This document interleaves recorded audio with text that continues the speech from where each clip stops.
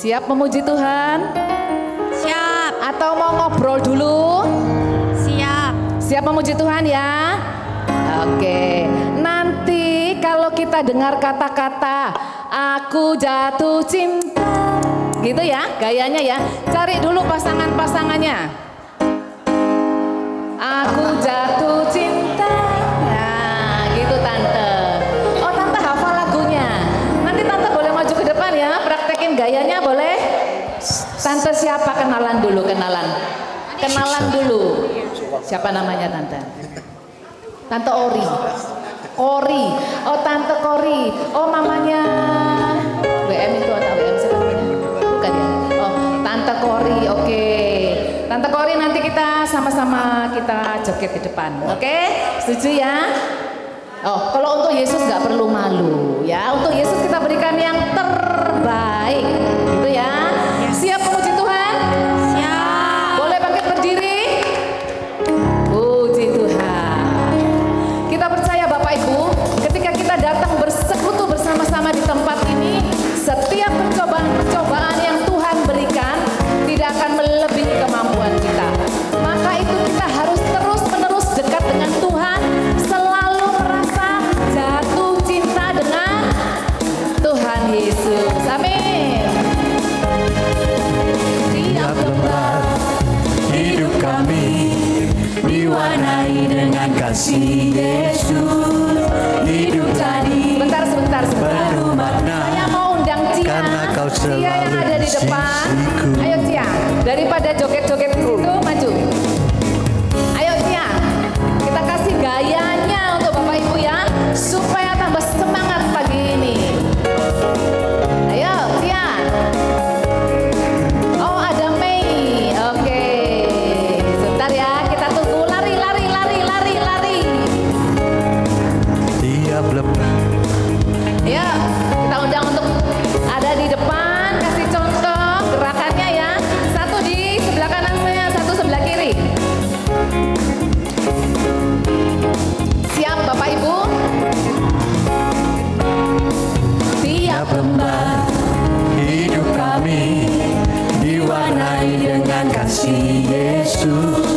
Hidup jadi penuh makna karena kau selalu di sisiku. bersama dengan Yesus. Bersamamu ku tak gentar menghadapi hidup ini. Di sayapmu ku berlindung dari segala mara bahaya. Everybody say, Aku jatuh cinta kepadamu Yesus, yang berikan kuat dan kemenangan. Cinta dan kasih-Mu menjadi pelita dan terang dalam langkahku. Aku jatuh cinta kepadamu Yesus, yang selalu setia di pihakku. Di dalam tangan-Mu ku serahkan hidupku saat ini dan selamanya. ku sembah Kau Yesus sebagai pelita hidupku. Hidupku terus tertanam di hadapan-Mu Tuhan. Cinta dan kasih-Mu menjadi pelita dan terang di dalam hidupku yang ku sembah Kau Yesus Tuhan. Tiap lembar Hidup kami diwarnai dengan kasih Yesus. Hidup jadi penuh makna karena kau selalu di sisiku. Ayo Tante. Bersamamu ku tak gentar menghadapi liku hidup ini. Di sayapmu ku berlindung dari segala mara bahaya.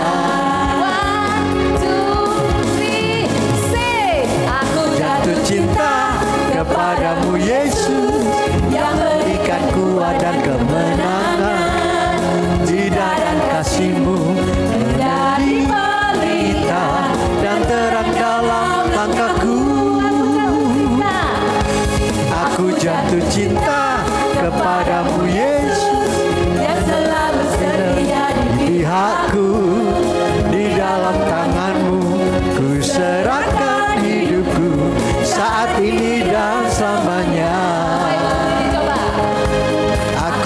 jatuh cinta kepadamu Yesus, yang berikan kuat dan kemenangan.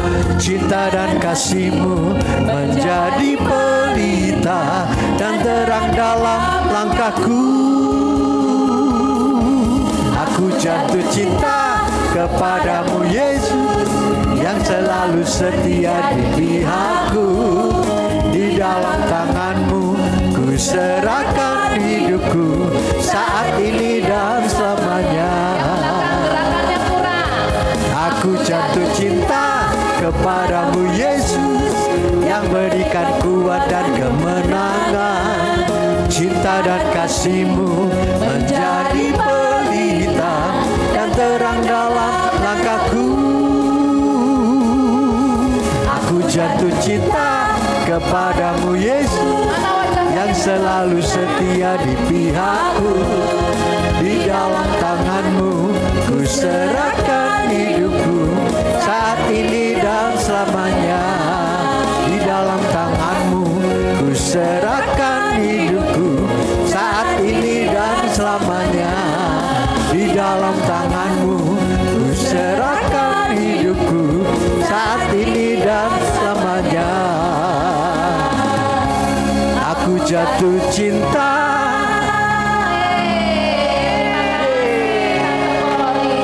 Waduh, luar biasa Bapak Ibu ya. Yang lain jangan mau kalah ya. Yang muda-muda ABG ini jangan mau kalah seperti Tante Kori. Terima kasih. Tuhan sungguh luar biasa. Tuhan selalu membuat kita jatuh cinta hari demi hari. Amin. Amin. Silakan duduk Bapak Ibu. Mari kita buka persekutuan doa kita pada pagi hari ini dengan bersyukur kepada Tuhan. Dalam nama Bapa dan Putra dan Roh Kudus. Amin. Bapa, di dalam hadirat-Mu kami hadir di tempat ini. Kami mau persembahkan hati kami, pikiran, jiwa, tubuh kami di altar-Mu yang kudus, di dalam hadirat. Kami tahu mungkin banyak kesalahan yang kami lakukan. Mungkin banyak rencana-rencana kami yang belum berhasil. Tetapi kami percaya rencana-Mu jauh lebih indah daripada rencana kami. Engkau sudah berfirman, cukuplah anugerah-Ku bagimu, sebab di dalam kelemahan-Mu kuasa-Ku menjadi sempurna. Kami mau Tuhan terus berada di dalam kelemahan kami, agar Kristus semakin nyata hadir di dalam setiap kami. Sebab kami tahu kami punya Tuhan yang besar. Kami tahu kami punya Allah yang dahsyat. Terima kasih untuk setiap anugerah-Mu yang terus mempesona kami hari demi hari. Anugerah-Mu yang mencukupkan kami Tuhan. Terima kasih. Terima kasih. Tuhan, Kau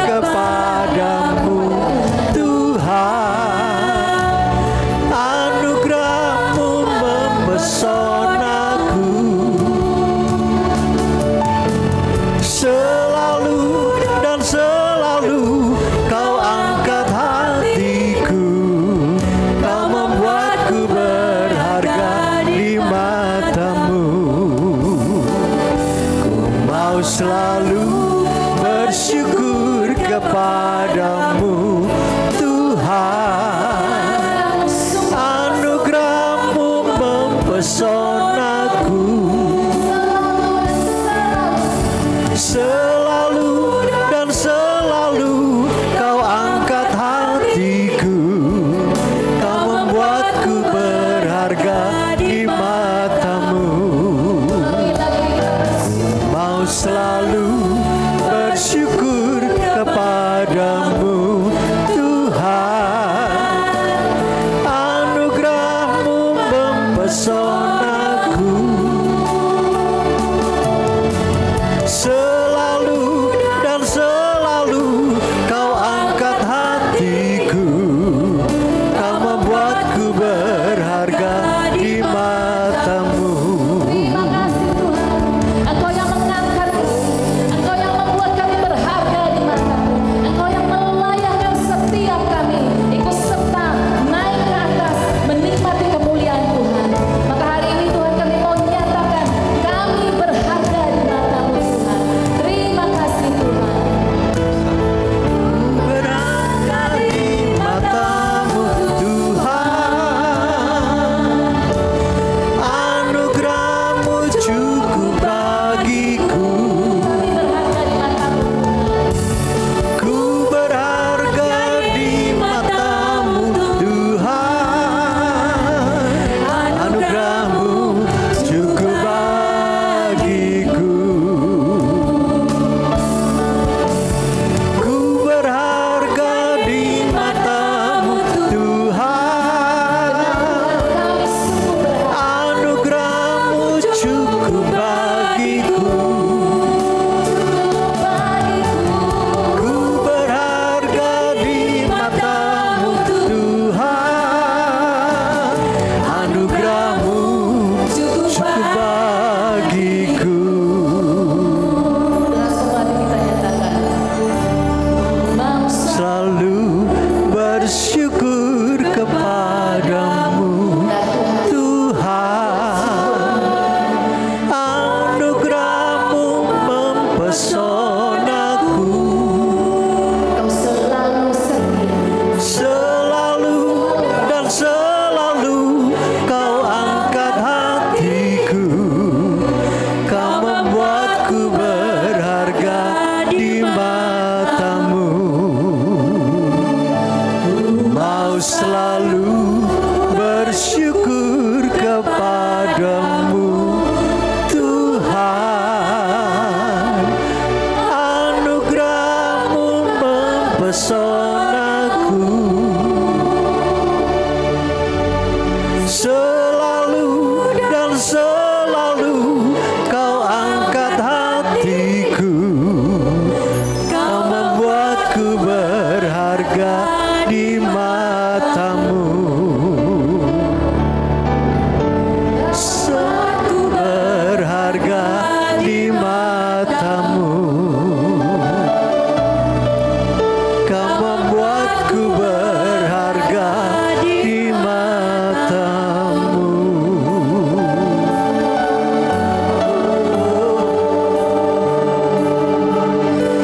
Sungguh kami bersyukur, terima kasih Tuhan, aku berharga di hadapan-Mu Tuhan. Terima kasih, bersyukur, kami bersyukur.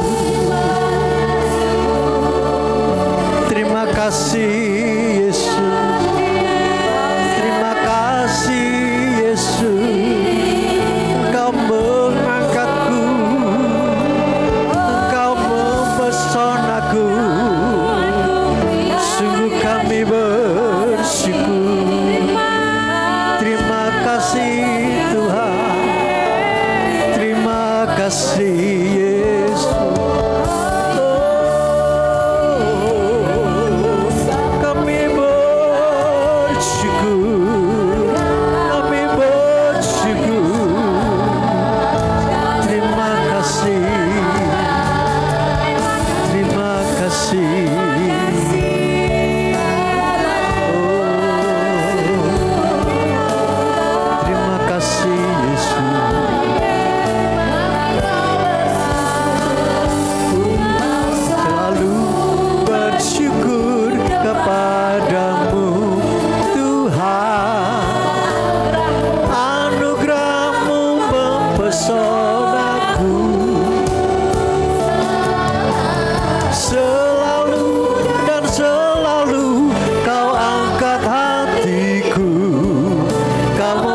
membuatku berharga di matamu. Selalu dan selalu kau angkat hatiku, kau membuatku berharga di matamu. Selalu dan selalu Kau membuatku berharga di matamu.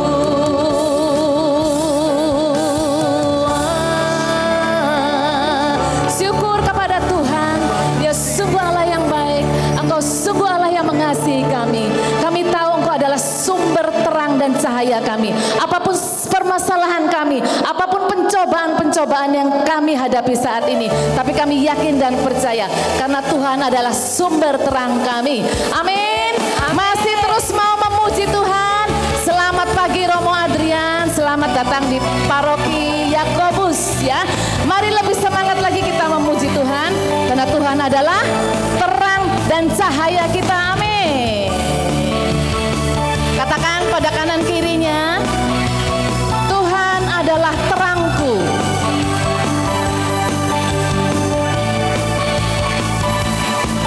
Satu hal yang ku pinta, ini yang ku ingini, berada dekatmu, saksikan kemurahanmu. Satu hal yang ku tahu, ini yang ku ingini, menikmati kasih di dalam anugerah-Mu. Katakan, Tuhan adalah terangku, penolong hidupku. Kau buatku hidup di dalam rencana-Mu. Takkan ku takut, tiada ku gentar, bersama denganmu yang aku percaya. Siapa yang percaya Tuhan adalah cahaya dan terang kita? Lambaikan tangan. Terima kasih Tuhan. Satu hal yang ku pinta, ini yang ku ingini, berada dekatmu, saksikan kemurahan-Mu. Satu hal yang ku tahu, ini yang ku ingini, menikmati kasih di dalam anugerah-Mu. Say, Tuhan adalah terangku, penuntun hidupku. Kau buatku hidup di dalam rencana-Mu. Takkan ku takut, tiada ku gentar, bersama denganmu aku percaya. Tuhan adalah terangku, penuntun hidupku. Kau buatku hidup di dalam rencana-Mu. Takkan ku takut, tiada ku gentar, bersama denganmu. Tuhan, lebih lagi pujikan kemuliaan Tuhan. Kau buatku hidup di dalam rencana-Mu. Takkan ku takut, tiada ku gentar, bersama denganmu aku percaya. Boleh tepuk tangan di atas kepala. Kau buatku hidup di dalam rencana-Mu. Takkan ku takut, tiada ku gentar, bersama denganmu yang aku percaya. Puji nama Tuhan, Tuhan yang besar, Tuhan yang selalu menyertai kita, Tuhan yang yang selalu menjadi cahaya dan terang di dalam hidup kita.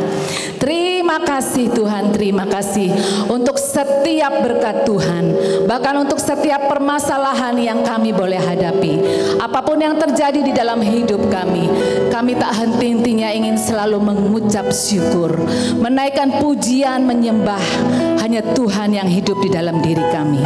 Sebab kami yakin dan percaya Engkau Tuhan yang menyembuhkan kami, Engkau Tuhan yang menyelamatkan kami, Engkau Tuhan yang memulihkan setiap aspek hidup kami. Terima kasih Tuhan, terima kasih. Biarlah kami memuji dan menyembah Engkau lebih dalam lagi. Terima kasih.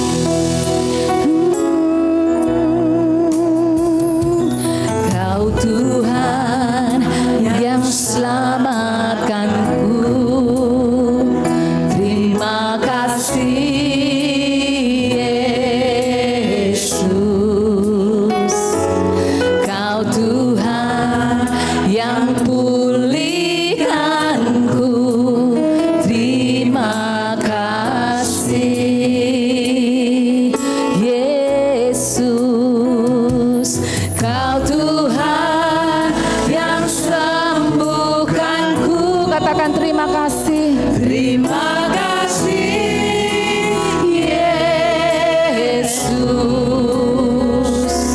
Kau Tuhan memberkatiku.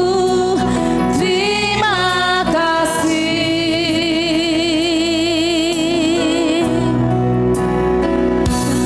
Kau Tuhan yang selamatkanku. Oh terima kasih Yesus. Terima kasih Yesus. Kau Tuhan yang pulihkanku. Terima kasih. Oh Yesus. Kau Tuhan yang sembuhkanku. Terima kasih Yesus. Kau Tuhan memberkatiku. Terima kasih. Inilah segala pujian dan syukur. Segala pujian dan syukur hanya bagimu Yesus. Dengan apakah ku balas kasih-Mu? Segala hormat, kemuliaan hanya layak bagimu. Ku sembah Yesus seumur hidupku. Kami percaya kesembuhan, pemulihan akan terjadi bagi setiap orang yang percaya kepada Tuhan. Terima kasih Tuhan. Kau Tuhan yang selamatkanku. Kami sungguh berterima kasih. Yesus. Engkau Tuhan yang memulihkan setiap kami. Oh terima kasih. Oh Yesus. Kau Tuhan yang sembuhkanku. Terima kasih Yesus. Kau Tuhan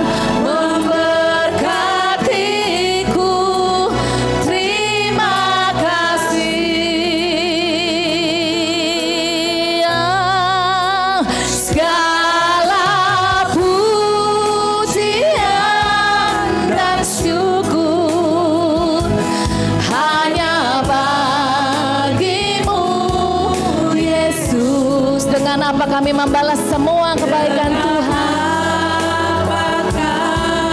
Ku balas kasih-Mu, segala hormat, kemuliaan hanyalah yang bagi-Mu. Ku sembah Yesus seumur hidupku. Lebih dan lebih lagi, segala pujian dan syukur hanya bagi-Mu, Yesus. Dengan apakah ku balas kasih-Mu? Dengan segala hormat, kemuliaan hanyalah yang bagi-Mu. Ku sembah Yesus seumur hidupku. Ku sembah Yesus seumur hidupku. Kau yang ku sembah, Yesus seumur hidupku.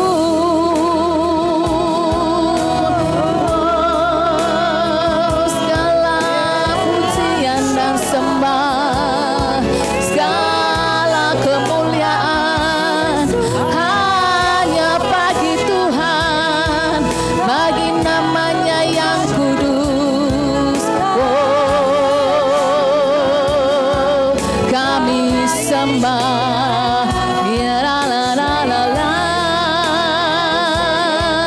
ya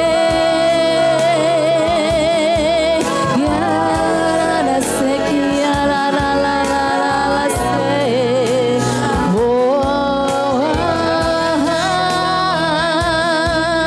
Kau yang layak disembah, Kau yang layak ditinggikan, Yesus. Haleluya.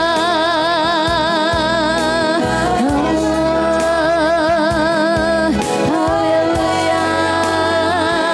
Siara la la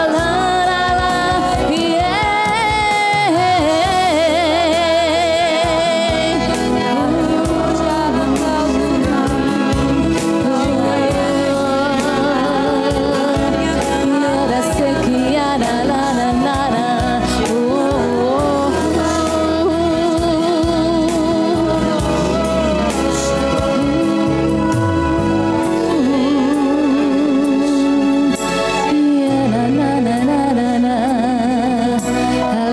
Haleluya, haleluya.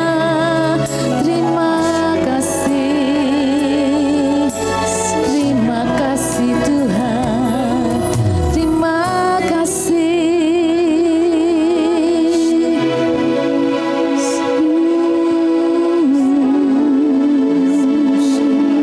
Kau yang layak, Kau yang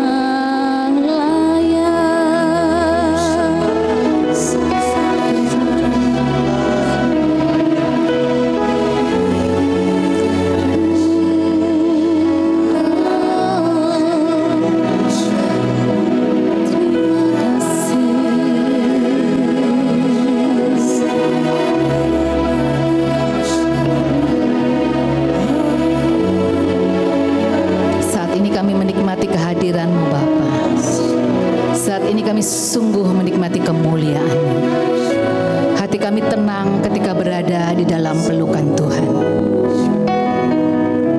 firman-Mu kami rindukan. Segala ucapan, pikiran-Mu kami mau bawa di dalam hidup kami. Melalui anak yang Engkau kasihi, Romo Adrian, kiranya Engkau memberkati setiap ucapan yang keluar dari mulut dan bibir Romo Adrian. Beracaralah Tuhan di tempat ini. Kami siap untuk mendengarkan. Kemuliaan kepada Bapa, Putra, dan Roh Kudus, sekarang, selalu, dan sepanjang segala abad. Amin. Terima kasih Bapak Ibu, silahkan duduk. Shalom. Selamat pagi. Apa kabar? Puji Tuhan. Baik. Nggak usah pakai ini. Nggak usah. Santai aja. Makasih. Baik, pagi hari ini saya diminta untuk berbicara tentang hidup segan, mati tak mau. Hidup segan, mati tak mau. Siapa yang hidup segan, mati tak mau, angkat tangan. Nggak ada. Kalau udah gitu kita pulang aja. Semua udah pada tahu kan artinya. Semua hidupnya dengan semangat, puji Tuhan. Ini ekonya nggak terlalu gede ya, ekonya ya. Halo, halo. Halo, halo. Hah? Ekonya kayak menggema banget. Kayak suara dari surga. Tapi kita belum siap ke surga gitu ya. Mati tak mau begitu. Ya oke, baik.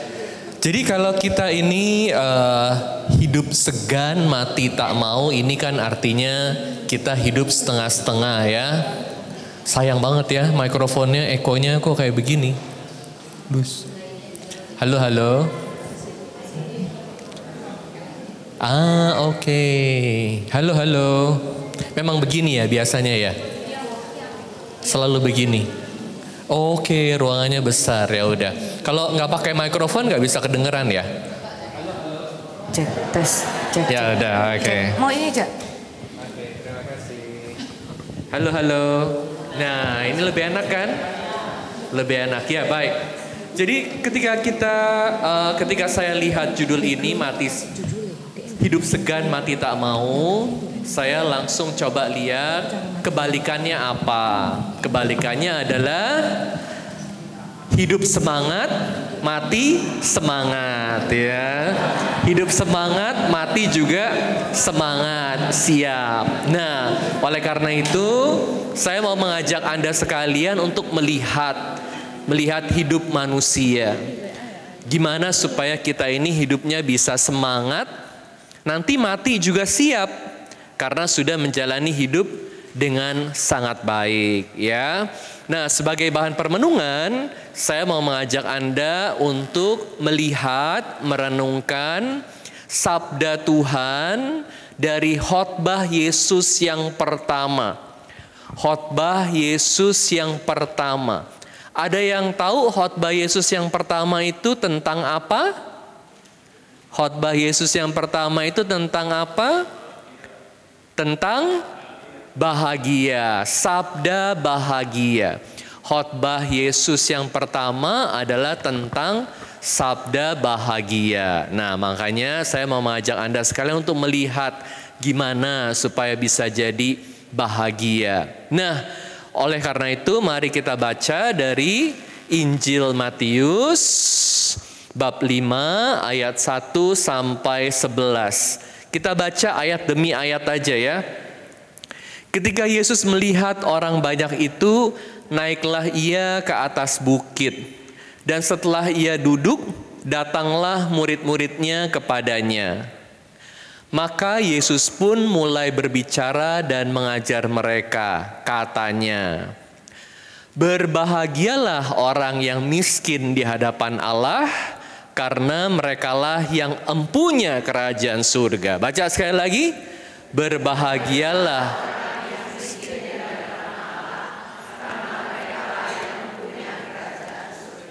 Ya, jadi saya mau ajak Anda sekalian untuk selalu ingat bahwa khotbah Yesus yang pertama adalah tentang kebahagiaan. Khotbah Yesus yang pertama adalah tentang kebahagiaan.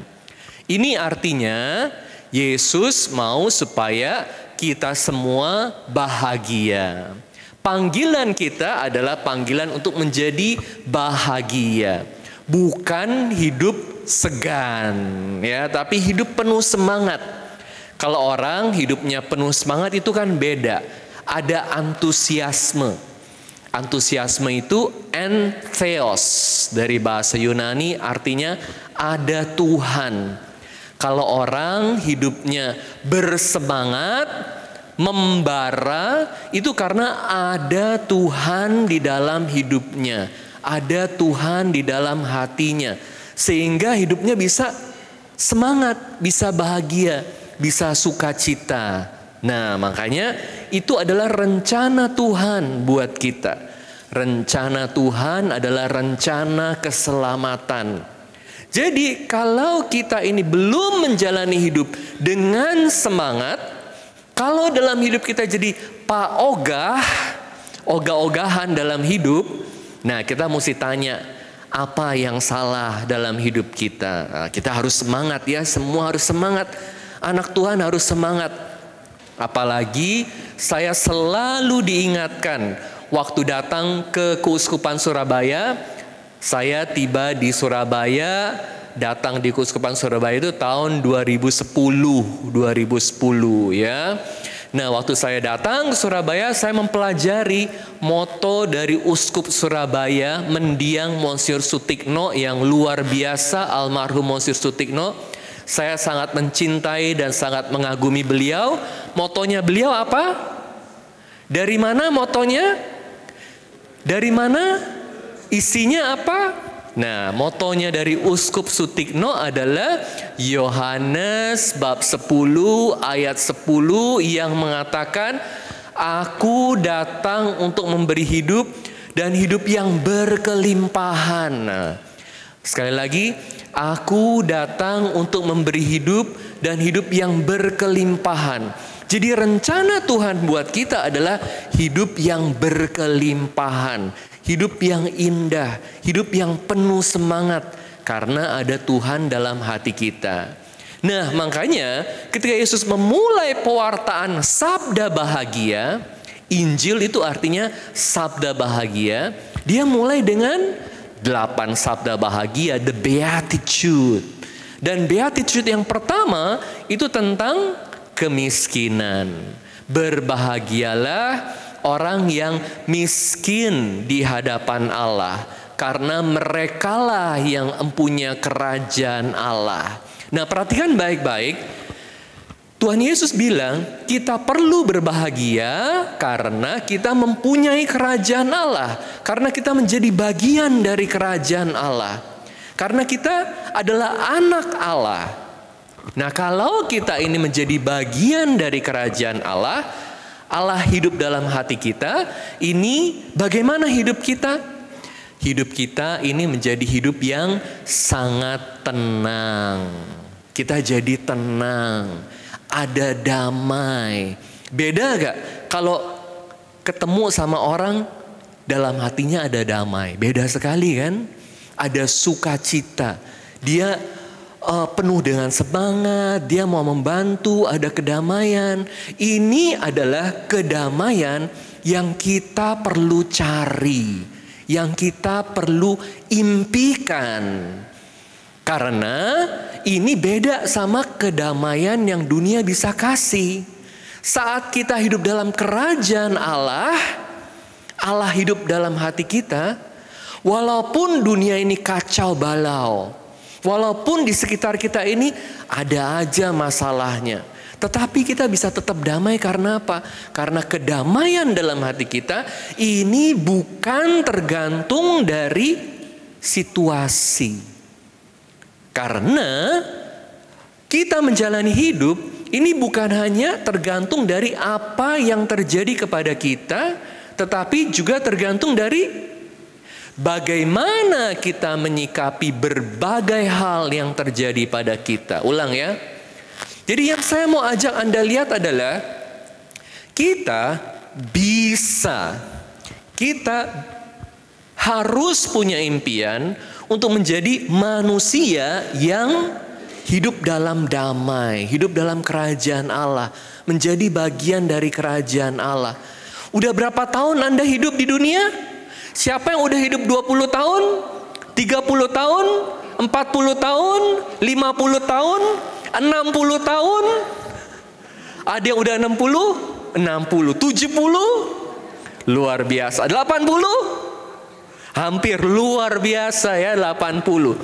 Pertanyaannya, kita sudah tahu belum damai yang Tuhan mau kasih itu seperti apa? Menjadi bagian dari kerajaan Allah itu seperti apa? Makanya kalau kita lihat Santo dan Santa, mereka ini adalah orang yang gak punya banyak. Mereka gak punya banyak. Banyak Santo dan Santa ini adalah pastor, suster, ya, orang-orang yang hidupnya sederhana. Mereka punya apa dalam hidup? Tetapi saat orang-orang datang dekat sama mereka, itu bisa dirasakan betapa hatinya itu begitu baik, ya. Beberapa bulan lalu saya sempat ke satu kota, nama kotanya Altoting, ya. Di situ ada tempat peziarahan. Lalu ada di satu gereja ada satu peti, dalamnya ada patung. Itu patung dari Santo Efrem. Saya jadi mau tahu dalam gereja itu ada patung Santo Efrem, sebetulnya cerita hidupnya gimana. Santo Efrem ini adalah seorang bruder religius. Dia ini hidupnya sangat sederhana. Sepanjang hidupnya sebagai bruder, kalau religius kan ya, kalau pastor, suster kan ada yang terkenal, ada yang hebat ya. Kalau bawain firman, oh luar biasa. Kalau mengadakan KRK itu banyak yang datang ribuan ya, ribuan. Bukan hanya 100 begitu, tapi ribuan. Nah ini yang hebat gitu ya, populer. Nah mereka ini yang terkenal. Tapi Bruder Efrem ini hidupnya sangat sederhana. Setiap hari dia kerjanya itu cuma jaga pintu, menerima pengunjung. Setiap hari kerjaannya begitu. Tapi dia bisa jadi santo. Berapa banyak orang Katolik yang bisa jadi santo? Ya, lalu saya tanya, sebetulnya hidupnya ini gimana sih? Saya tanya kepada satu sakristannya, waktu saya lagi ganti baju mau misa, saya tanya sama sakristannya, kamu tahu Santo Efrem itu hidupnya gimana? Terus sakristannya bilang, hidupnya itu sangat sederhana, hidupnya ini sangat sabar. Jadi kakek saya cerita, karena kakek saya masih ngalamin Bruder Efrem, pernah ada satu pilgrim, satu peziarah datang menuntut, saya mau minta makan. Wah, minta makan. Sama Bruder Efrem langsung dibuatin makanannya. Disiapkan, lalu disajikan, dikasih ke peziarahnya. Tapi rasanya kurang enak, langsung dibanting, dibuang. Ini gak tahu berterima kasih ya. Tapi hebatnya Bruder Efrem, dia gak marah. Dia angkat, dia ambil, dia rapihin. Lalu orangnya bilang makanannya gak enak. Saya minta baru lagi yang lebih enak. Kalau saya di posisinya Bruder Efrem, saya ini pasti mukanya udah merah begitu ya. Udah merah mukanya, udah mau nahan marah begitu ya. Kalau Ibu Lucy mungkin di situ udah dibalikin lagi di situ ya mangkoknya ya. Sana cari tempat lain, udah dikasih makanan gratis masih marah-marah, dilempar ke bawah lagi. Betapa tidak berterima kasih orang ini ya. Tapi Bruder Efrem dengan sabarnya dia masuk lagi ke dapur, dia masak yang lebih enak, dia siapin lebih baik, dan dia kasih ke peziarah itu. Gak marah, sabar, begitu penuh kasih. Jadi yang terjadi pada dia adalah dia bukan hanya bereaksi terhadap situasi yang terjadi pada dia. Dia bukan dibuat marah oleh situasinya, tapi dia menanggapi dengan sangat baik. Karena sering kali dalam hidup kita berpikir kita bisa bahagia kalau semua situasi itu baik. Kita bisa bahagia kalau duit kita banyak. Kita bisa bahagia kalau perusahaan kita untung. Kita bisa bahagia kalau penjualan meningkat. Kita bisa bahagia kalau petugas pajak kita bisa bohongin. Kita bisa bahagia kalau kolekte di gereja meningkat.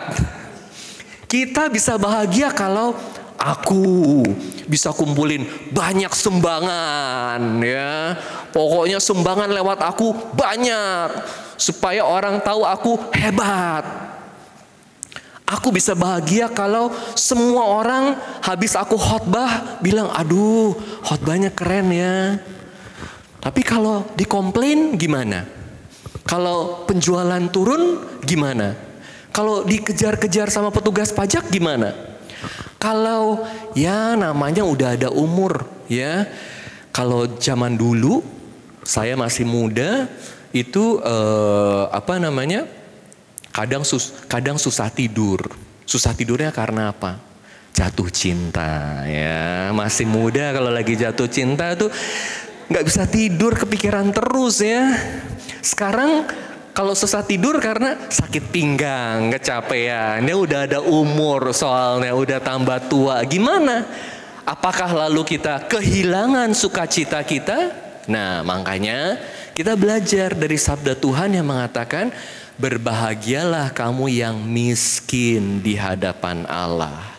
Kalau miskin di hadapan Allah, itu artinya hidup kita akan selalu tergantung dari Allah.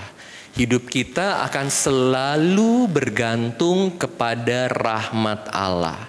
Kebahagiaan kita adalah saat Allah dalam hati kita. Allah hidup dalam hati kita. Dan ini bukan hal yang abstrak. Ini bukan hal yang tidak mungkin. Karena dalam hidup contohnya banyak. Contohnya banyak. Contoh apa, Romo? Contoh di mana orang kaya tidak bahagia, orang yang nggak punya banyak uang bahagia. Ulang ya, contohnya apa? Banyak orang kaya, orang yang berkuasa ini tidak bahagia, sementara banyak orang yang hidupnya sangat sederhana, bahagia. Betul? Lemes banget nih kayaknya, masih nungguin ini kolektor lebih banyak nih ya kayaknya ya. Masih nungguin Tuhan berilah aku keuntungan lebih banyak begitu ya. Nah, lemes banget nih jawabannya. Nggak yakin, ini belum yakin. Karena kalau orang marketing itu selalu bahagianya kalau penjualan meningkat gitu ya. Orang marketing begitu. Hah? Omset naik, omset meledak begitu ya. Nah, anyway, jadi ada satu pepatah yang katakan lebih baik butuh sedikit daripada punya banyak. Ulang ya, lebih baik butuh sedikit daripada punya banyak. Coba ulang, lebih baik butuh sedikit daripada punya banyak. Nggak setuju. Nggak setuju ya. Kenapa lebih baik butuh sedikit daripada punya banyak? Karena orang yang butuhnya sedikit, walaupun punyanya sedikit, nggak pernah berkekurangan. Nah, ulang ya. Kalau orang butuhnya sedikit, walaupun punyanya sedikit, nggak pernah berkekurangan. Tapi kalau orang punya banyak, butuhnya lebih banyak, selalu berkekurangan. Contohnya banyak. Kenapa zaman sekarang ada banyak orang yang gak bahagia? Padahal kalau dilihat uangnya udah banyak. Hidup ogah-ogahan. Padahal uangnya udah banyak. Uangnya banyak, tapi kalau ke restoran gak tahu mau makan apa. Udah bosen ya. Kalau jalan-jalan ke Itali, wah katanya Roma keren, bosen. Katanya Paris keren, bosen ya. Lihat, bisa menikmati ya? Ada banyak loh orang seperti ini, ada banyak. Ya, karena apa? Terlalu berlimpah, tetapi nggak bisa menikmati hidup. Dan selalu mau cari lebih dan lebih dan lebih. Kalau udah biasa makan ayam KFC, udah biasa makan McDonald, dikasih McDonald lagi nggak mau, dikasih KFC lagi nggak mau, maunya ayam seri, ya. Nah, kalau udah biasa ayam seri, udah kebiasaan nggak mau, maunya steak Angus, ya. Kalau udah kebiasaan steak Angus, udah nggak enak lagi. Maunya apa?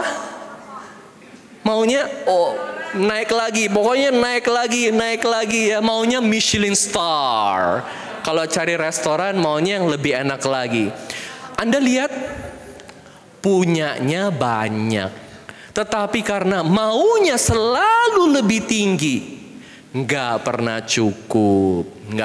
cukup. Dan ingat, keserakahan itu tidak ada batasnya. Keserakahan itu tidak ada batasnya. Jadi kalau orang serakah itu selalu mau lebih dan lebih lagi dan gak pernah cukup. Karena gak pernah cukup, gak pernah bersyukur.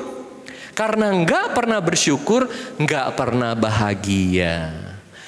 Makanya gak heran kalau dilihat hidup zaman sekarang, kenapa sih ada begitu banyak orang korupsi? Kenapa? Kenapa orang berantem demi harta? Saudara berantem demi harta. Sering dengar gak? Sering dengar kan?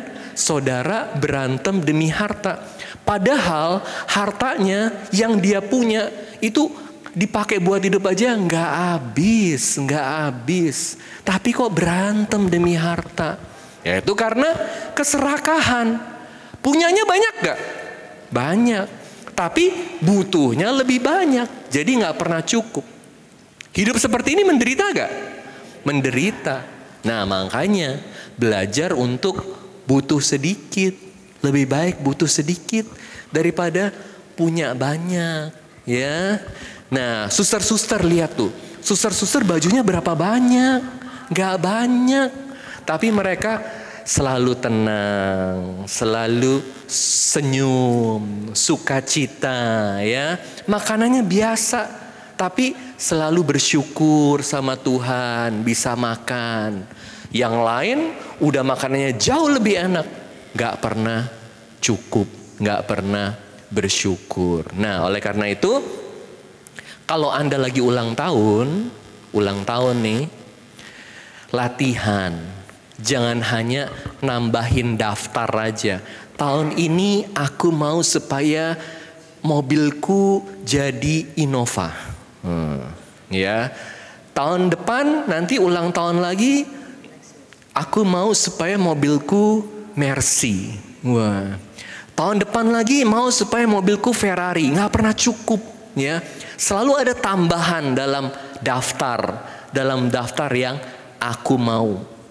Tahun ini aku mau liburan ke Bali. Nanti udah terpenuhi liburan ke Bali, aku mau liburan ke Pulau Komodo. Nanti udah terpenuhi, aku mau liburan ke Bangkok. Nggak, masih kurang aja.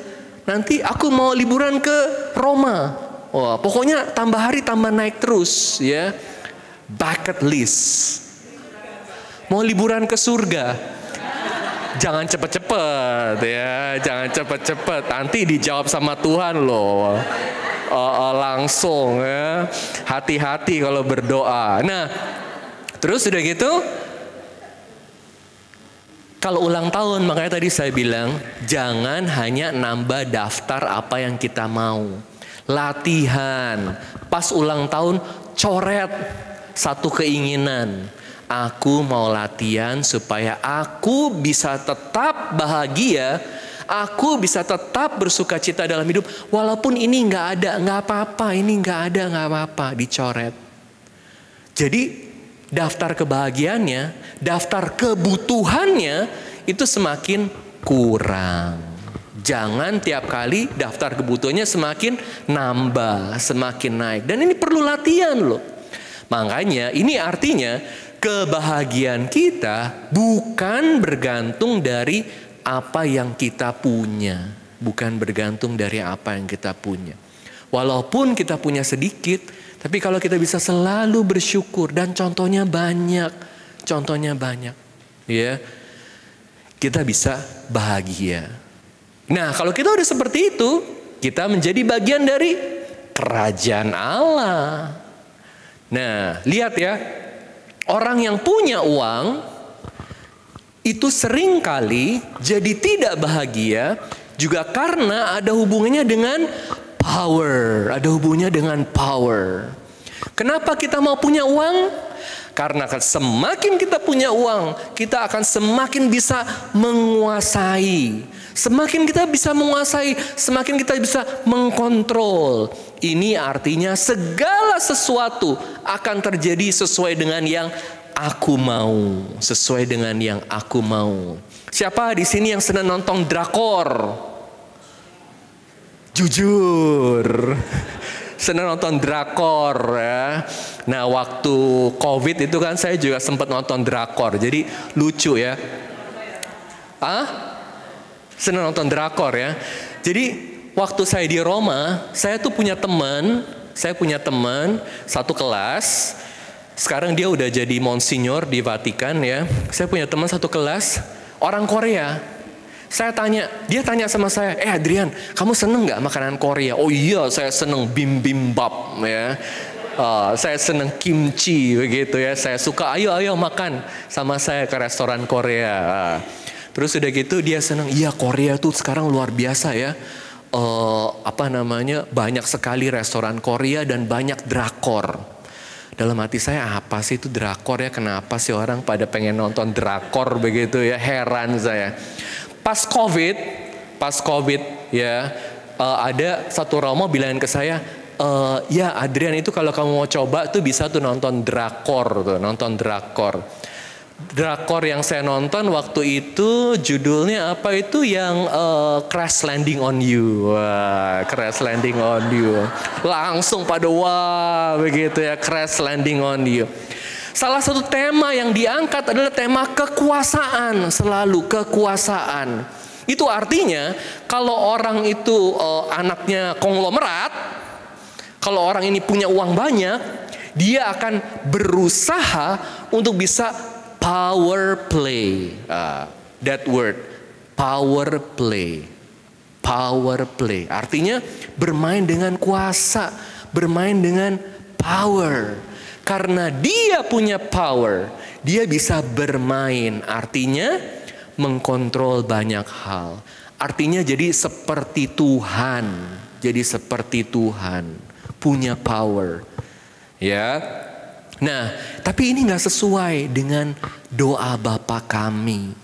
Karena doa Bapa kami katakan apa? Datanglah kerajaanmu. Jadilah kehendak-Mu di atas bumi seperti dalam surga. Amin? Amin? Harus begitu. Tetapi seringkali kan kita namanya manusia maunya kan terjadi sesuai dengan kehendakku. Kita lupa bahwa harusnya itu terjadi sesuai dengan kehendak Tuhan, ya. Tetapi semakin kita mampu, semakin kita kaya, semakin kita punya banyak uang, semakin kita pinter, semakin kita punya pengaruh, semakin kita akan berusaha supaya segala sesuatu terjadi sesuai dengan rencanaku. Segala sesuatu terjadi sesuai dengan yang aku mau. Kan begitu. Kita lupa bahwa kita harus berdoa, terjadilah kehendak-Mu Tuhan. Nah, kalau kita selalu semua kita lakukan berdasarkan cara kita, apalagi kalau kita ini buat keputusan dengan tidak benar, kita tidak menghidupi prinsip mana yang benar, mana yang salah. Karena kita hidup dengan prinsip mana yang aku mau, mana yang aku suka, mana yang enak buat aku, mana yang menguntungkan buat aku. pada akhirnya kita tidak menjadi bagian dari kerajaan Allah. Karena kita akan menjadi bagian dari kerajaan setan. Nah, bisa bahagia gak hidupnya? Gak bisa. Jadi power, uang, ini adalah hal yang baik. Ulang ya, uang adalah hal yang baik. Power adalah hal yang baik. Kemampuan adalah hal yang baik. Popularitas adalah hal yang baik. Tetapi kalau kita tidak hati-hati, kalau kita tidak bergantung kepada Tuhan, semua ini akan merusak kita. Semua akan merusak kita. Dan semakin Anda punya uang, semakin Anda pinter, semakin Anda punya kuasa, godanya akan semakin besar. Jangan sampai berkat jadi kutuk. Nah, makanya kita harus punya semangat miskin di hadapan Allah. Tuhan, aku bergantung kepada Tuhan, ya. Dan kalau kita bergantung kepada Tuhan, kita tahu kita ini siapa, kita terbatas, kita juga akan semakin bersyukur kepada Tuhan. Waktu saya di Filipina studi masih frater, saya pernah tinggal di satu keluarga, kesempatan untuk punya pengalaman tinggal di satu keluarga itu rumahnya di atas air. Rumahnya di atas air karena mereka nggak punya tanah, mereka nggak punya rumah sebenarnya. Jadi mereka bangun jembatan panjang di atas air dan rumahnya itu di sepanjang jembatan itu kiri kanannya rumah. Jadi ya kalau maaf ya, buang air begitu ya langsung ke bawah gitu ya. Lalu mereka dapat air bersih juga susah ya. Nah, saya pernah jadi tinggal di situ ya. Ya saya makan sama mereka, tidur sama mereka. Waktu saya selesai tinggal sama mereka 1 minggu, saya ajak mereka nonton ke bioskop. Satu keluarga, bapak, ibu dan anak-anaknya. Anak-anaknya yang paling kecil bilang, wow, kalau di bioskop itu orangnya besar-besar sekali ya. Begitu ya. Lalu ibunya itu selesai nonton, dia nangis. Dia bilang, Mo, ini pertama kali saya masuk ke bioskop. Pertama kali saya ajak anak-anak saya itu masuk bioskop. Hal yang sangat sederhana, hal yang sangat murah sebetulnya kalau dihitung pakai uang. Tapi mereka selalu ingat dan selalu berterima kasih. Karena apa? Karena mereka mulai dari keterbatasan. Ya. Jadi kalau mulai dari terbatas, segala yang ditambah itu jadi luar biasa. Tetapi kalau kita udah biasa enak, dikasih baju, ya biasa. Dikasih makanan, ya biasa. Diajak nonton di bioskop, ya biasa. Ya, apalagi kalau anak orang kaya diajak ke Roma, apaan sih nih, kotor banget, ngapain ke Roma? Diajak ke Paris, ya cuma lihat Eiffel aja, nggak ada apa-apanya, bosen, nggak ada sukacita, nggak ada rasa syukur, udah kaya.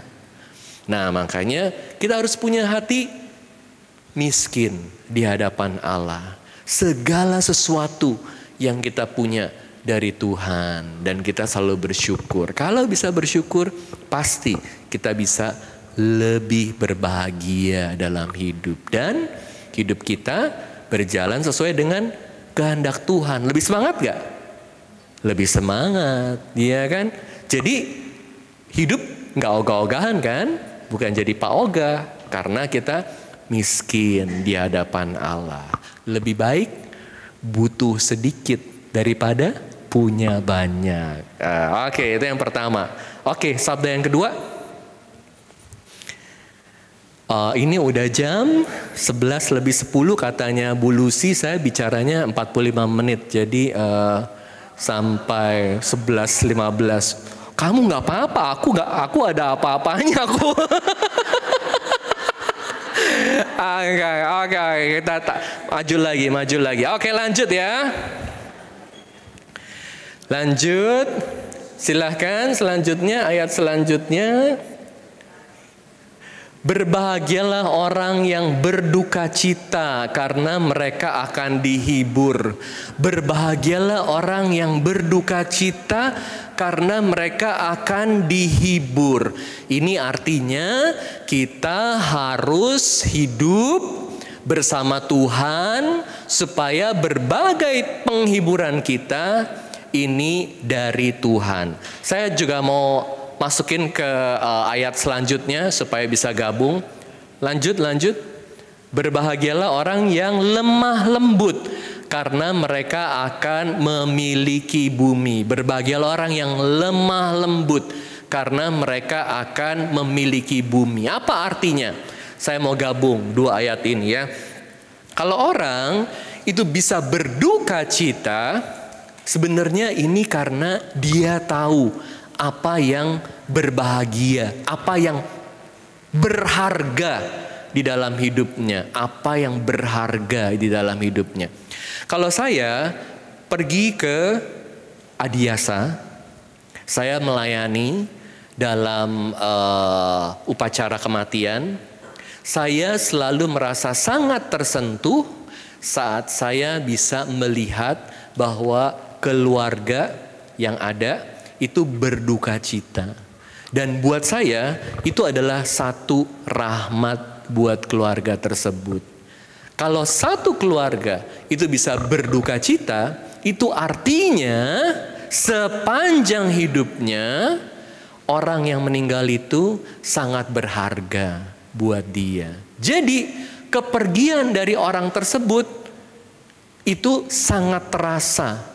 Tetapi itu juga berarti bahwa sepanjang hidup bersama orang itu selalu memberi sukacita yang mendalam. Makanya kita jadi bisa bersyukur melihat, iya ya. Itu artinya orang ini tahu apa artinya dicintai dan mencintai, ya. Nah, kita bersyukur kalau bisa dapat kesempatan seperti itu, karena pada akhirnya kita juga tahu bahwa kita bisa hidup dalam kasih, sudah menerima kasih dari Tuhan, dan kita bisa masuk lebih dalam lagi dalam hubungan dengan Tuhan, dengan misteri dari Tuhan. Karena kalau orang itu tidak bisa sedih, artinya dia nggak tahu apa artinya cinta. Ada orang yang dalam hidupnya kehadiran orang lain itu jadi kurang berharga karena kehadiran orang lain hanya dilihat sejauh mana dia bisa memenuhi kebutuhanku. Itu artinya orang ini tidak pernah punya relasi yang sejati dengan orang lain. Tidak punya relasi kasih dengan orang lain. Ada gak orang seperti ini? Ada. Ini adalah orang-orang yang egois. Orang-orang yang egois itu gak bisa bahagia. Tetapi orang yang bisa berduka cita itu adalah orang yang punya empati. Adalah orang yang bisa merasakan indahnya persahabatan, indahnya relasi kasih. Orang egois itu nggak bisa bahagia. Orang egois nggak bisa bahagia. Nggak ada orang egois yang bisa bahagia. Nah, ulang ya. Nggak ada orang egois yang bisa bahagia. Karena apa? Karena orang yang egois selalu melihat orang lain sebagai kesempatan untuk bisa ambil untung. Selalu. Orang egois seperti ini. Jadi makanya dikatakan kita harus menggunakan barang dan mencintai manusia. Ulang ya. Kita harus menggunakan barang dan mencintai manusia. Bukan sebaliknya. Jangan mencintai barang dan menggunakan manusia. Nah, kebalik kan? Lihat bedanya gak? Ulang ya. Dalam hidup kita harus menggunakan barang dan mencintai manusia, bukan sebaliknya. Jangan mencintai barang dan menggunakan manusia. Tapi kalau kita itu gak ngerti bagaimana mencintai manusia, hubungan kita akan selalu dengan barang. Ya. Nah, ini artinya kita egois. Keberadaan orang lain di sekitar kita ini hanya kita manipulasi demi kepentingan kita aja. Orang seperti ini bagaimana bisa sungguh-sungguh dihibur? Orang seperti ini di mana dalam hidup dia tidak membangun relasi dengan manusia, dia tidak mengalami kasih sesama manusia, dia juga tidak akan bisa mengalami kasih Allah. Nah, lihat ya relasinya ya. Lihat relasinya. Kalau dalam hidup kita selalu hanya pikirin diri kita sendiri aja, gak pernah hidup dalam kasih, gimana bisa mengalami relasi dengan Allah? Bagaimana kehadiran Allah akan menghibur kita? Gak bisa. Hidupnya jadi kosong. Ada banyak orang yang sangat berhasil dalam hidupnya, punya barang banyak, tetapi gak punya relasi, gak punya sahabat, gak punya kasih. Kosong gak hidupnya? Kosong. Orang egois itu mati kesepian. Orang egois itu mati kesepian. Kalau orang dalam hidupnya hanya ngumpulin harta, orang akan datang buat harta dia, bukan buat dia. Sakit ya? Sakit. Orang akan datang buat harta dia, bukan karena dia. Tetapi kalau orang hidupnya itu penuh cinta kasih, penuh sahabat, nyeneng ya. Kalau ketemu, aduh seneng ketemu sama kamu. Pernah gak ketemu orang seperti itu? Lihat aja, gak usah jauh-jauh gitu ya. Enggak. Ini namanya mengangkat diri sendiri gitu ya. Enggak, bercanda ya. Oke, jadi kalau orang itu sangat berelasi ya, mau secara sejati berhubungan dengan orang lain, punya banyak sahabat, di akhir hidupnya juga dia akan penuh dengan cinta kasih. Ya, penuh dengan cinta kasih. Jadi dalam hidup kita harus selalu membangun persahabatan. Tetapi saat kita membangun persahabatan, salah satu efeknya adalah berduka cita. Karena people come and go. But it is okay, gak apa-apa. Karena pada akhirnya ini akan membawa kita masuk kepada persahabatan sejati. Persahabatan sejati. Apa persahabatan sejati? Persahabatan dengan Tuhan Yesus. Tuhan Yesus bilang dalam Injil Yohanes bab 15 ayat 14, Yesus katakan apa? Yohanes bab 15 ayat 14, Yesus katakan apa? Tolong dibuka. Yohanes bab 15 ayat 14, Yesus katakan apa? Kamu adalah sahabatku. Kamu adalah sahabatku. Luar biasa ya. Makanya kita bisa kehilangan sahabat-sahabat di dunia, tapi kita bisa berduka cita karena kehadiran orang tersebut sungguh-sungguh membuat kita bahagia. Tapi bahwa kita bisa mengalami itu, that's amazing ya. Semakin sedih kalau di Adiasa, saya bisa ikut nangis juga gitu ya. Tapi itu adalah satu berkat. Karena artinya dia sangat dicintai. Dan dia sangat mencintai. Ya, apalagi kalau satu keluarga besar bisa semua benar-benar sedih gitu ya. Kalau orang Cina kan meninggal itu dulu bayar orang buat nangis. Bayar orang buat nangis ya. Raja Herodes, Anda tahu Raja Herodes? Dia mau buat aturan ya, buat situasi supaya saat dia meninggal itu semua orang nangis. Tapi semua orang nangis itu bukan karena kehilangan dia, karena mereka itu kesulitan, dibuat susah sama Herodes. Dia mau supaya semua orang nangis. Bener, Herodes itu begitu gilanya ya. Tapi kalau kita di Adiasa lihat Luar biasa ya, satu keluarga itu bisa benar-benar kehilangan. Sampai anaknya, cucunya.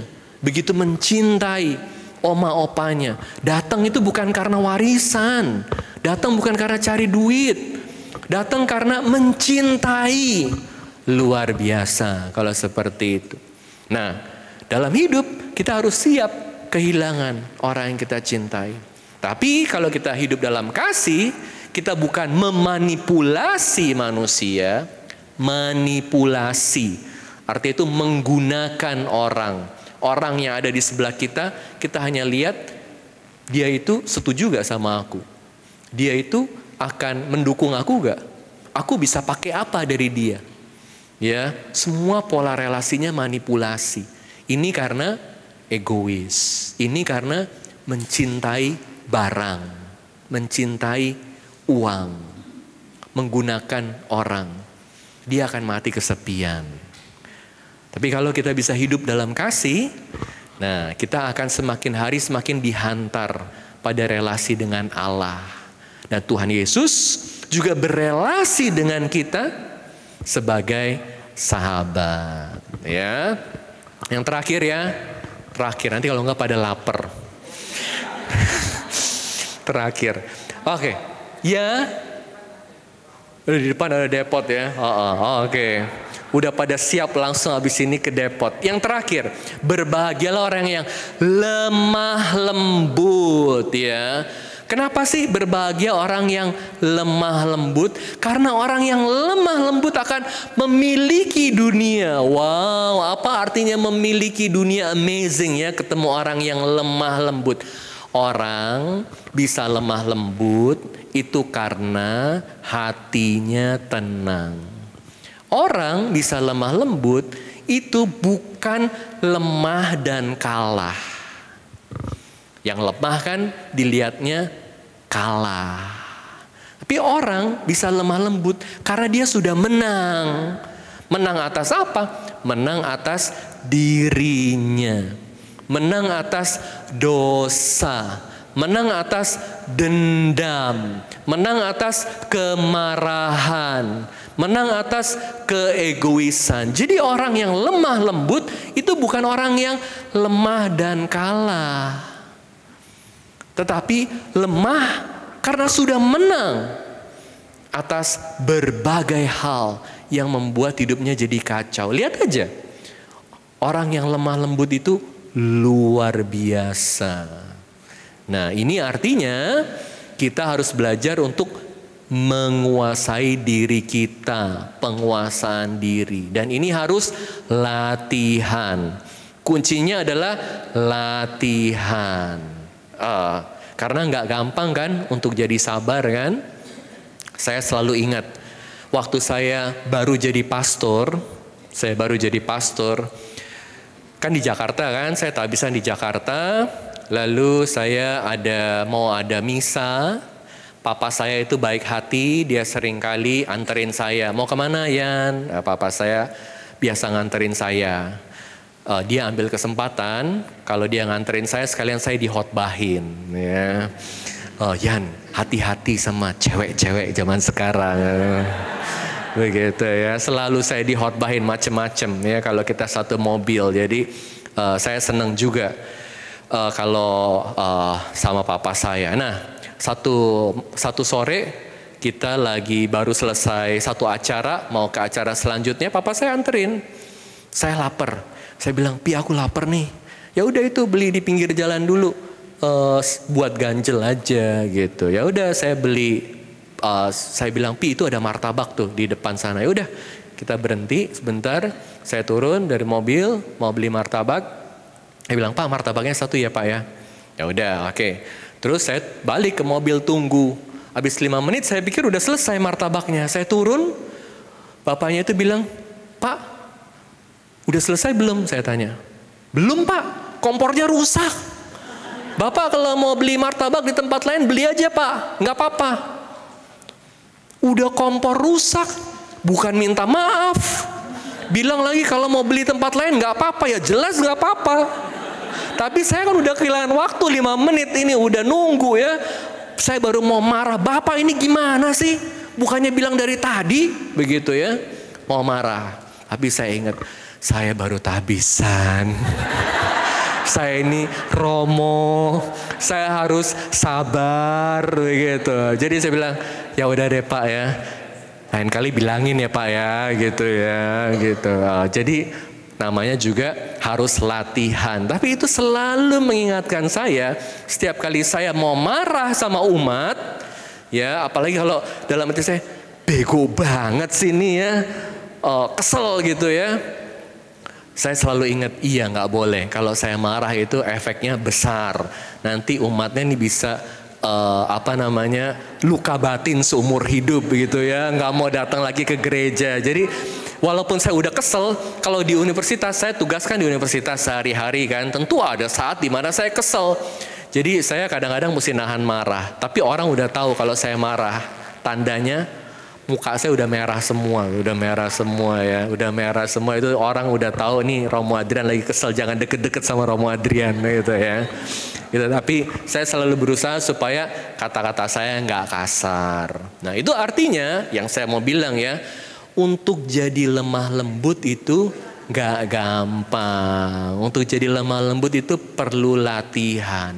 Tetapi kalau kita bisa jadi lemah lembut, kita akan memiliki dunia. Karena apa?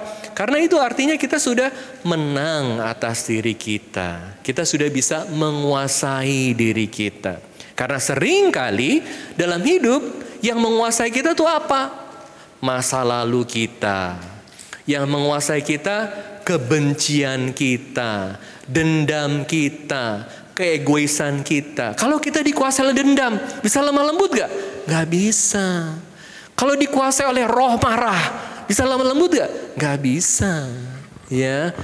Nah makanya kita harus selalu belajar. Tapi orang yang rajin belajar menguasai diri, pasti hidupnya akan jadi jauh lebih bahagia. Nah oleh karena itu, kalau mau bahagia, kuncinya apa? Ikut Yesus. Ikut Yesus supaya kita hidup dalam kerajaan Allah. Kalau kita ikut Yesus, pasti hidup kita juga semangat. Jadi bukan hidup yang segan. Bukan hidup yang ogah-ogahan, tapi hidup yang semangat. Dan kalau kita ikut Yesus, mati juga nggak takut. Mati juga nggak takut. Ada satu anak kecil namanya Dominic Savio. Dia jadi santo. Ya, waktu ditanya, kalau kamu dibilangin Tuhan bentar lagi kamu akan meninggal, kamu akan lakukan apa? Saya akan terus lakukan apa yang saya sedang lakukan. Karena saya sudah siap mau dipanggil Tuhan. Siapa masuk surga? Angkat tangan. Siapa masuk surga nanti malam? Semoga Anda sekalian selalu hidup dengan semangat. Dan nanti satu hari saat kematian memanggil kita juga kita menerimanya dengan semangat. Tuhan memberkati. Amin. Kasih Romo.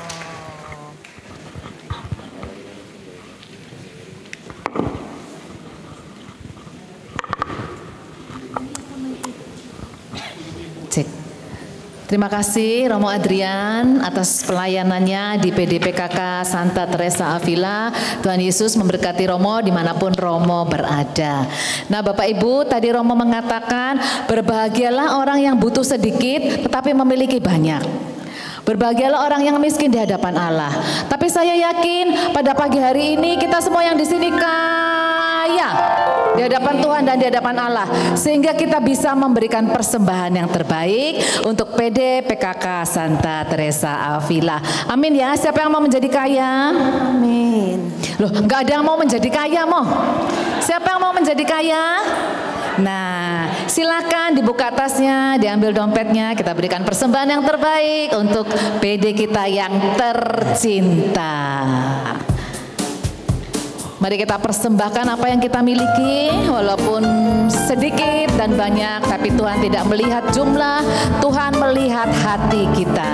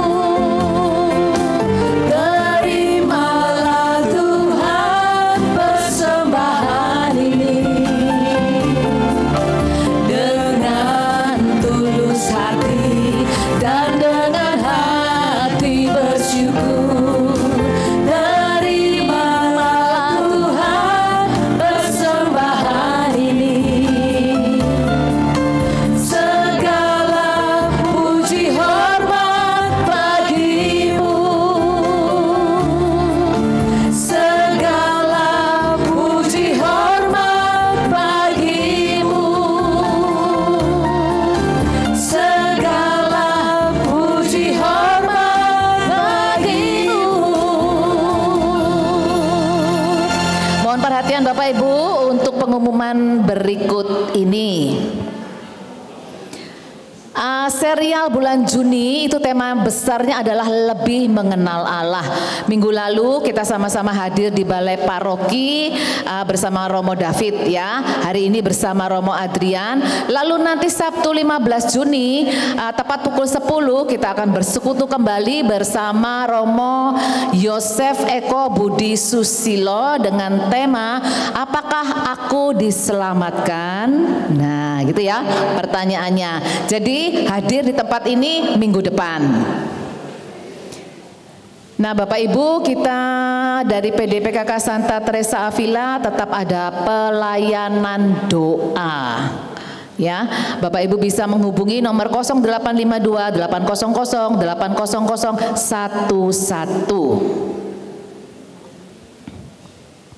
Ada retret Pasutri. Nah, ini cinta yang berharga ya bagi Bapak Ibu Pasutri yang ingin mengikuti retret bersama Bapak Subroto Untario dan Ibu Ilen Magdalena dari Malang. Silakan Anda mendaftar ya. Ini merupakan acara Kasuda Bapak Ibu ya. Pendaftaran ada di nomor telepon yang tertera di layar. Retretnya berlangsung 2 hari 20 sampai 21 Juli Sabtu Minggu di Rumah Retret Bintang Kejora dengan mengganti tiket atau biaya 600.000 per couple ya. Jadi bukan per orang, per couple 600.000. Tempat terbatas, segera daftarkan diri Anda, hanya ada 30 pasang yang bisa ikut. Oke, saya mengundang Bapak Ibu yang berulang tahun tanggal 1 Juni sampai dengan hari ini ada? Enggak ada? Oh, belum ada. Oh, ada. Ayo yang ada, jangan malu-malu, silakan Anda ke depan. Kita berdoa dan mohon berkat Romo. Ada yang ulang tahun? Kalau enggak ada, yang enggak usah dipaksa, belum tanggalnya. Oke, terima kasih Bapak Ibu untuk kehadiran Anda, sama-sama bersekutu. Tetap kita rajin untuk bersekutu bersama-sama untuk saling menguatkan ya. Mari sebelum kita menutup persekutuan doa ini, kita kembali bersyukur kepada Tuhan. Allah Bapa di surga, kami mengucap syukur dan terima kasih untuk segala kebaikan Tuhan di dalam diri kami. Kami yakin kebaikan Tuhan dulu, sekarang, dan selama-lamanya akan tetap tinggal di dalam diri kami. Kami yakin ketika kami menyerahkan diri sepenuhnya kepada Tuhan, Tuhan bekerja luar biasa. Kami mau Tuhan yakin dan percaya. Kami tidak mau menjadi manusia yang hidup segan, mati tak mau, ragu-ragu sepanjang hidup. Tapi kami mau berserah kepada Tuhan, karena Tuhanlah yang berkuasa dan memiliki rencana yang indah di dalam hidup kami. Terima kasih Tuhan, terima kasih. Mohon berkat Romo Adrian.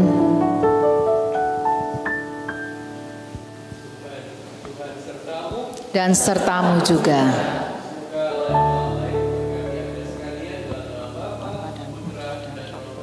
Amin. Terima kasih Romo. Terima kasih Bapak Ibu, Tuhan Yesus memberkati Anda. Ketika kita keluar dari pintu ini, kita bukan lagi kita yang sama, tetapi kita yang hidup baru di dalam Tuhan. Amin. Satu hal yang ku pinta, ini yang ku ingini, berada